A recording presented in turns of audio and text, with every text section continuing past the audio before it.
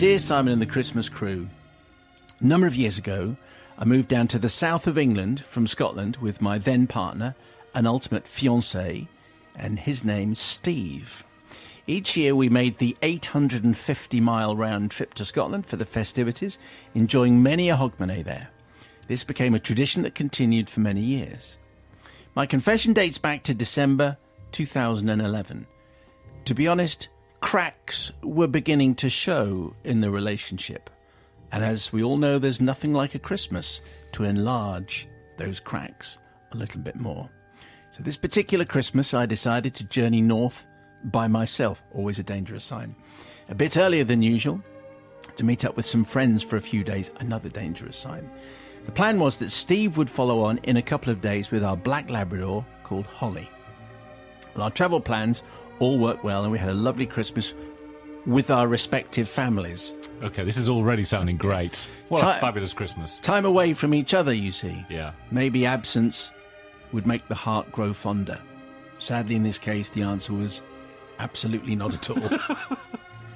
However, Father Simon, how to end a long-standing, important relationship?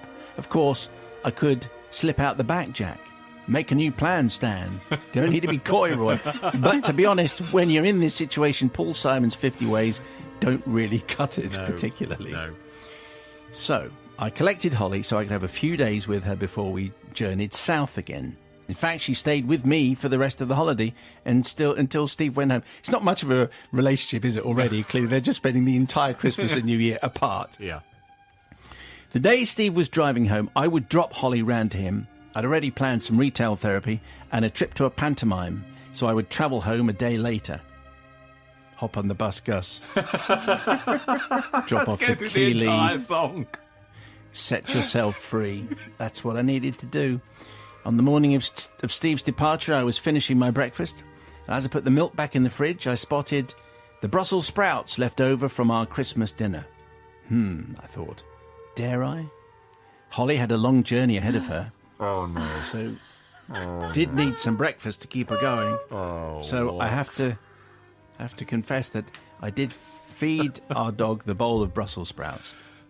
She loved it. Oh, bet. Scoffed the lot without any hesitation, and I duly walked her around to Steve's, ready to go home. Oh, dear. Make a new plan, Stan. Yeah. Set yourself free. I should point out that an 8-hour drive in December is miserable at the best of times, but being in a confined space with limited ventilation opportunities, unless you want to freeze yourself driving with the windows open, and a dog full of sprouts isn't remotely funny, is it? It is. It is, actually. I spoke to Steve later in the day, who told me they'd arrived home safely, although he was wondering whether Holly would make it to the new year.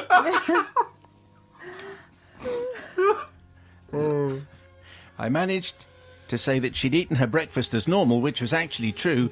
I just forgot to mention about the additional bowl of sprouts. Here comes the completely unsurprising final paragraph. Holly was... Well, first of all, you need to know this. Holly was none the worse for her feast of sprouts because she actually loved sprouts anyway, and was all well in the end. But I don't seek forgiveness from Steve.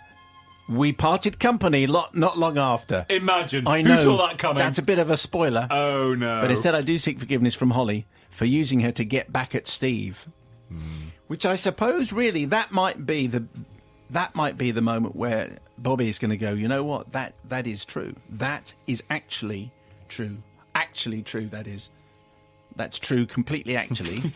That you've used the dog, your relationship has gone a-crumbling. Jeanette? Oh, hang on, she's holding me a note. Can you read that word? It says weapon.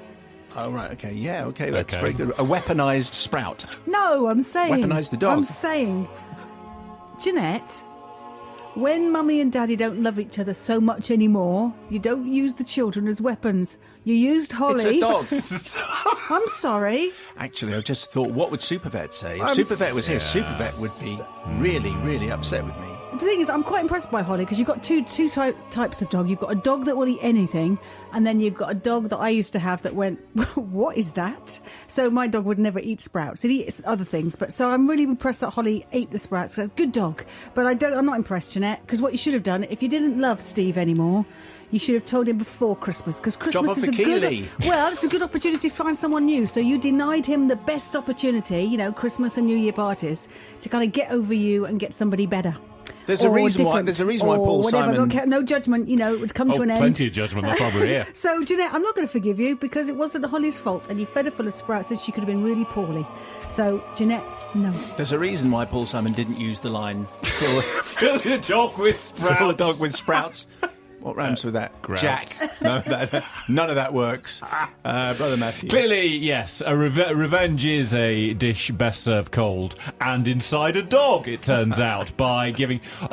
who has sprouts left over? No one. I mean, who has... and doesn't put them straight into the recycling as soon as they have finished with Christmas dinner, if indeed they've bothered with sprouts in the first place, which most right-thinking people don't bother. So I am going to forgive because, it's just very funny. Leaving a man in a car with no ventilation 8 hours. and a dog with, that happening, I'd say very amusing. Not for him, obviously, but no one cares about Steve.